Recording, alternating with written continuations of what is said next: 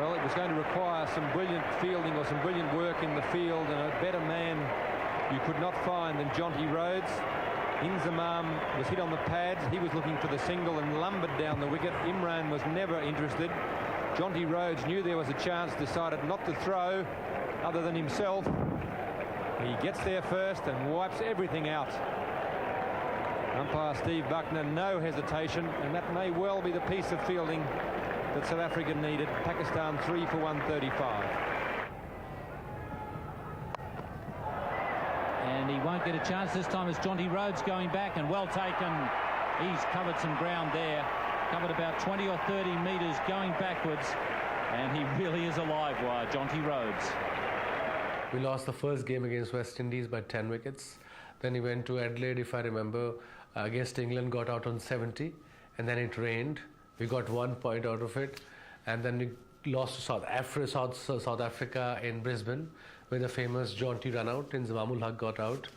And then after that, Imran was just keeps saying he was injured, he had bad shoulder, treatment every day, he used to strap his shoulder up, but he always, on that particular occasion, he always told us, we will win this World Cup. We will win this World Cup. And that was incredible coming from the leader. Although our chips were down, we weren't playing well, and we just needed one good game, and we got that against Australia and at Perth. Great shot from Amir Sahel. He's timed this wonderfully through extra cover.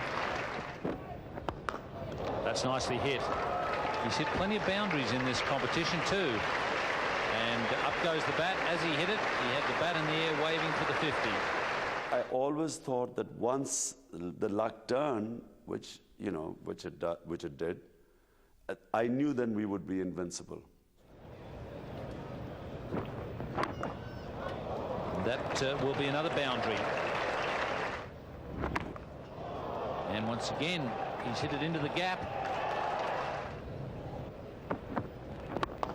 Chris Reed taking a bit of stick in the last over, and Sahel is going on with the job here. That's 3 boundaries in the last couple of overs from the members' end.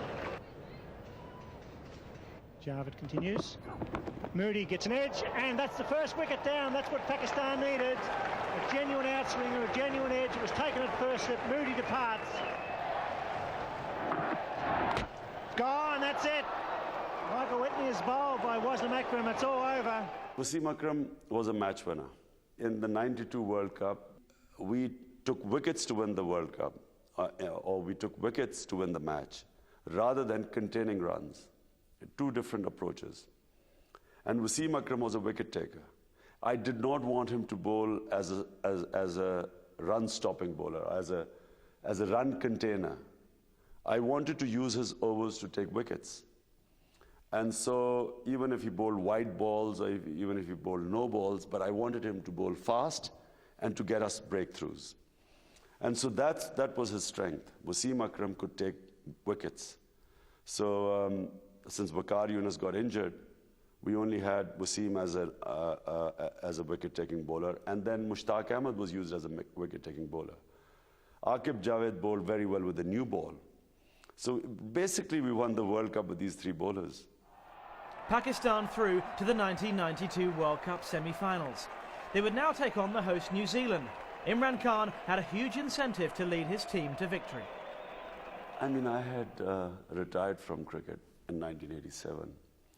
My great passion for the game was going, so I wanted to retire when I was at my peak. But then, the president of Pakistan at the time, Ziaul Haq, asked me to come back for the sake of Pakistan. So I came back.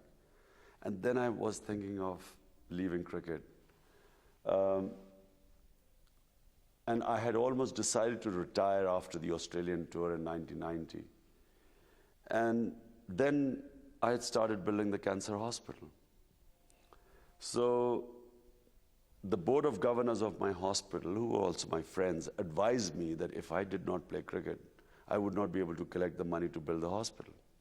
So the last 2.5 years to the World Cup, I only played for the cancer hospital. My driving motivation, what was force that was driving me, was not personal ambitions or personal success. My my driving force was that we needed to win the World Cup to build the cancer hospital. And so, you know, so at that time of my career, I was already 39. You know, my motivation was, well, it was great to see Pakistan win the World Cup, and that was the last match I ever played. So that was a great thing, watching the happiness in Pakistan after the World Cup. But my personal happiness was that I knew that I would be able to collect the money to build the cancer hospital. The amounts involved to build the hospital were phenomenal. And I knew that it had to be something extraordinary like a World Cup, which would give us that boost to collect that initial amount of money. Whenever you're building a project, a charitable project, if you want to collect 100 rupees, the first 10 rupees are the hardest to collect. And the last 10 rupees are the easiest. So the first 10 rupees were very difficult, and it was at that time we won the World Cup. You had that mix of his cricket as well as his commanding leadership and that ability to get a patriotic response from his players about his country and their team, which, as I say, with Pakistan, a lot of the time, you're never quite sure what you're going to get. You know they've got talent, you know they've got ability, you know they can hurt you if they get it right on the day. But sometimes they lack that sort of, you know, someone to galvanise them into getting the best out of their talents. We really worked hard before the World Cup. We were there for 3 weeks before the World Cup. We used to do a lot of training, a lot of fielding practice. Say 6 hours a day we used to practice every day before the World Cup. His influence to bring Pakistan out of the depths, because that's what they were in early on in the competition. He told them to play like cornered tigers, and they did that and went on to win the cup. A cornered tiger is the one who then attacks. When he's cornered, he will then attack. And all I wanted my team to do was to attack and be aggressive, be on the offense, not be defensive. There are two mindsets. One is a defensive mindset, where you're going in not to lose a match. The other is an attacking mindset, where you're going in to win. The team selection is different. Your whole approach to the game is different. Your strategy is different. These are two different strategies. So when you go into the match knowing that you're going to go all out and attack, it means that you are looking for any opportunity the opposition is giving you to grab it. Killer instinct is the most important thing in a sportsman. And killer instinct means that when your opponent makes a mistake, you don't let him get out of it. You don't let him go. Once he gets on the mat, you don't let him get up. And so, you know, rather than tell the team to be worried about the fear of losing, because there was you know, there is a big problem. You know, when the position we were in, players were already thinking that what happens when we go back, and you know, that people will throw eggs at us and so on. And so I did not want them to get into the defensive and negative state of mind. Hence the term cornered tigers, that you just go out and do your best and attack and look to win. Even though we were being destroyed early in the chapter by some of the teams, and somebody had to win for us to qualify for the semi-final, he still felt that we were going to win the World Cup, which we did. Great team combination, great captain, and we clicked when it mattered.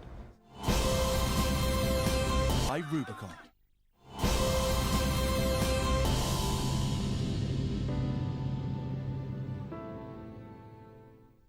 Eden Park in Auckland was at fever pitch for the semi-final between Imran Khan's Pakistan and Martin Crowe's New Zealand. The hosts electing to bat.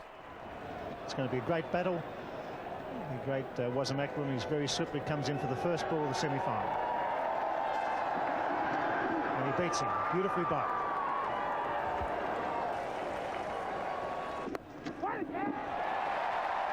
Beautiful stroke, he just waited on it.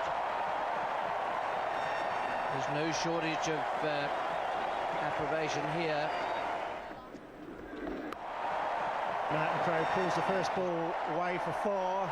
Mustaq Ahmed just a fraction short, and there's no doubt about it that Martin Crowe is in top touch here at Eden Park.